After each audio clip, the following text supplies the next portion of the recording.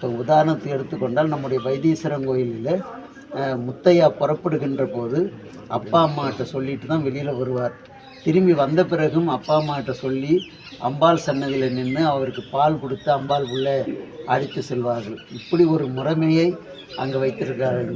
இன்றைக்கு வரைக்கும் அது நடைமுறையில் இருக்குது. அப்படி தான் பெற்றோர்களினுடைய அனுமதியோடு தான் இந்த குழந்தைகள் வெளியில் செல்வதும் உள்ளே வருவதும் என்கின்ற ஒரு இப்போ எங்கே பிள்ளைன்னு கேட்டால் எங்கே போயிருக்கான்னு தெரியல அப்படிங்கிறாங்க. இது போன்ற இதுகளெல்லாம் நம்ம கோயில்களுக்கு வந்தால் தான் அந்த பழக்க வழக்கங்களில் தெரியும். அதே போன்று இன்றைக்கு முதியோர் இல்லங்கள் பிள்ளைகள் தனக்கு கிடைத்த சொத்துக்களை எல்லாம் பறித்து கொண்டு முதியோர் இல்லங்களில் கொண்டு போய் பிள்ளைகளை பெற்றோர்களை சேர்க்கிறார்கள். அது கூடாது என்பதற்காகத்தான் நம்முடைய வைத்தீஸ்வரன் கோயிலில் சொத்தெல்லாம் வைத்தியநாத சாமி பேரில் இருக்கும். கணக்கு அன்றன்றைக்கு கணக்கு பார்ப்பது யார் என்று சொன்னால் பிள்ளை